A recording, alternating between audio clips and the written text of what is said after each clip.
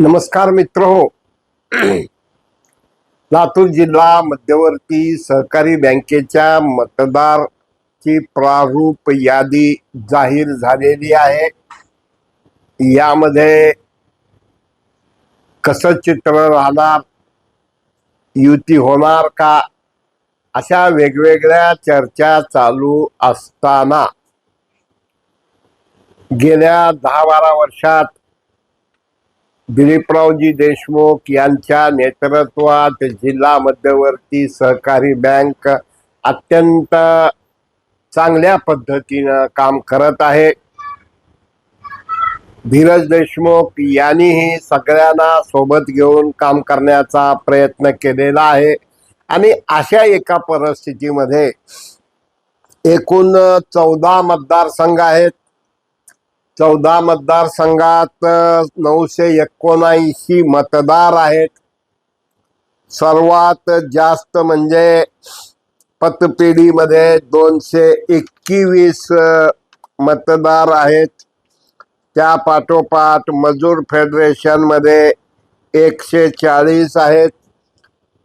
औशामध्ये 76, निलंगा 98, उदगीर 61, लातूर 72, चाकूर 40, देवणी 32, शिरूर अनंतपाळ 25, अहमदपूर 68, रेणापूर 52, जळकोट 35, प्रक्रिया मतदारसंघात 15, कुक्कुटपालन मेंढपालन 44.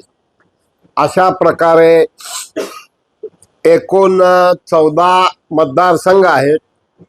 यामध्ये 2 महिला, 1 SC, 1 OBC आणि 1 VGNT असं एकूण 19 संचालक हे निवडून आणायचे आहेत. त्यात 2 हे आपल्या स्वीकारत असतात, ज्यात एक शिय असतो. आणि एकंदरीत दिलीपरावजी देशमुख यांच्या जिल्हा परिषदचं काम असेल, कारखान्याचं असेल, बँकेचं असेल, म्हणजे रिमोट कंट्रोल, संयम, शिस्त, समर्पण, त्याग या सगळ्या भूमिकेतनं ते वागतात. आता या ठिकाणी भगवानराव पाटलांचं नाव सध्या नाही, ते 99% येऊ शकतंय.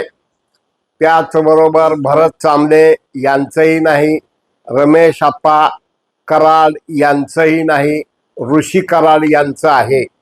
यामुळं युती होणार का, युती कशा पद्धतीनं होणार, आणि या सर्व गोष्टीचा विचार करत असताना महिला गटातून किंवा औसा गटातून मिसेस शोभाताई अभिमन्यू पवार ह्यांचं जवळजवळ नाव निश्चित आहे.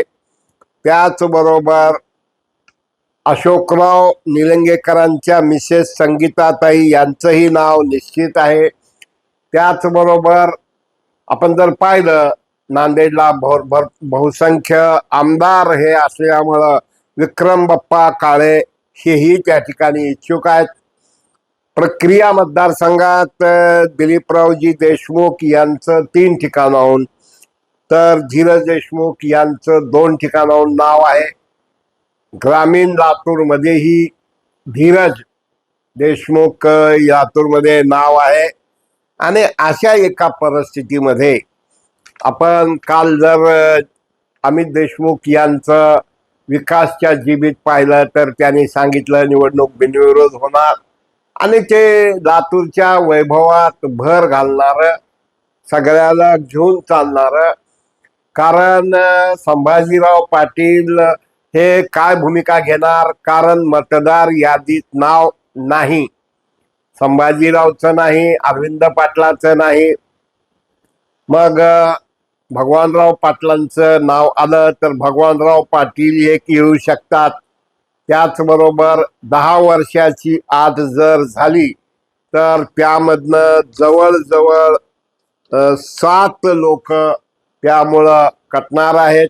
काही लोकांचे ठरावच आलेले नाहीत.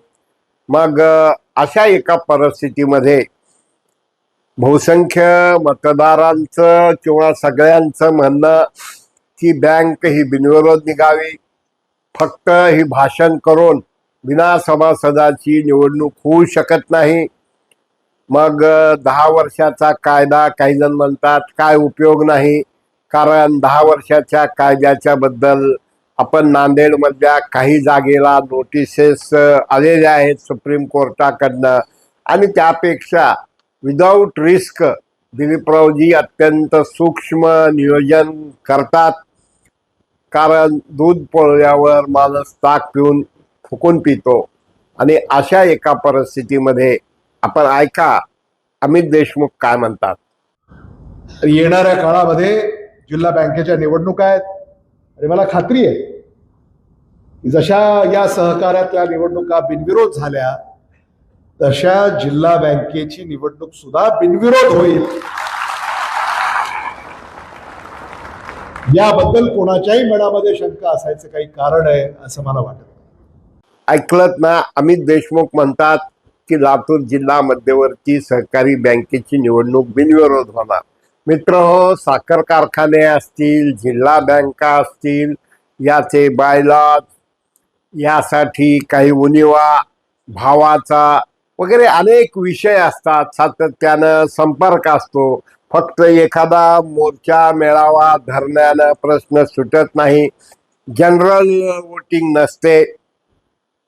आणि अशा एका परिस्थितीमध्ये बरेच जण म्हणतात जिल्हा मध्यवर्ती बँकेचं कसं, तर दिलीपरावजी देशमुख म्हणतील तसं.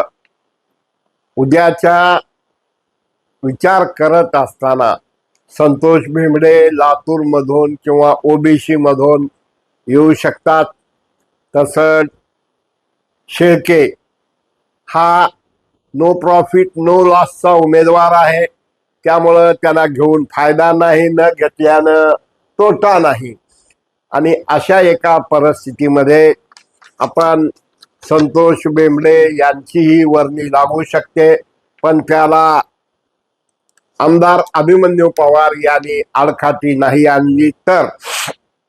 कारण संतोष बेंबडे एक कुशल संघटक, मनमिळावू, तळागाळापर्यंत जाणारे व्यक्तिमत्व म्हणून आहे. मग अशा एका परिस्थितीमध्ये शेवटी बाबासाहेब पाटील हे सहकार मंत्री आहेत, मग त्यांना 10 वर्ष झालेले आहेत, आणि तरी परंतु 3 जागा भाजप म्हणजे बाबासाहेबाला, भाजपला 3 जागा आणि 2 जागा ह्या एकच, तसं 1 किंवा 2 जागा ह्या आपल्या संजय बनसोडे यांना दिल्या जाऊ शकतात. मग कुणी मुन्ना पाटलाचं नाव घेतंय, वेगवेगळे लोक वेगवेगळे नाव घेतात. आणखीन 2-3 महिन्याचं बरंच काही उठाठेवा होणार आहे. आणि अभिमन्यू पवारनी जर सकारात्मक दृष्टिकोन ठेवला तर संतोष बेंबडे येऊ शकतात. कारण संतोष बेंबडे यांचं अजात शत्रू व्यक्तिमत्व म्हणून त्यांचं वागणं, जगणं, बोलणं आहे. तरी परंतु लातूर जिल्हा मध्यवर्ती सहकारी बँकेत काकडे हे औषधातून आजारी असल्यामुळं त्या ठिकाणी कोण येणार, निलंग्यातून कोण येणार, उदगीरमधनं कोण येणार, चाकूरमधनं कोण येणार, असे वेगवेगळे विषय आहेत. आता प्रारूप यादीनंतर काही याद्यामध्ये वाढणार का, इकडेही सर्वांचं लक्ष लागलेलं आहे. खरी चुरस ही पतपेढीमध्ये अशोकराव गुंजपोरकर असतील किंवा तिथूनच विक्रम बाप्पा हेही इच्छुक आहेत. मग मजूर फेडरेशन मध्येही इच्छुक आहेत.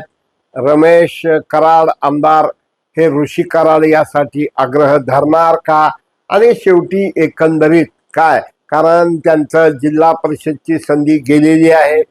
शेवटी सगळेच जण आपापले वारसदार तयार करत असताना येणाऱ्या काळात ऋषी कराड यांचाही कदाचित दिलीपरावजी देशमुख यांनी हिरवा कंदील दाखवल्यावर वर्णी लागू शकते. 99.99 ही निवडणूक बिनविरोध होणार. कारण मराठवाड्यातच नाही तर महाराष्ट्रात काही बोटावर मोजण्या इतक्या बँकेमध्ये लातूर जिल्हा मध्यवर्ती सहकारी बँकेचा क्रमांक आहे. निश्चित नाव आम्ही ठेवतो की साखर कारखान्याला देतात. हे सगळं करत असताना की एक देशम वगळता बाकी म्हणजे जवळजवळ वसुली तर सगळीच एकदम व्यवस्थित आहे. आणि अशा एका परिस्थितीमध्ये राखीव मधून कोण येणार, 2 महिला कोण असणार, का SC मधून कोण, VGNT मधून सोड येणार का आणखीन कोणी येणार, हे आता काळ आणि वेळ ठरवणार आहे. मित्र, तुम्हाला काय वाटतंय? सबस्क्राईब करा, शेअर करा, फॉरवर्ड करा, लाईक करा. धन्यवाद.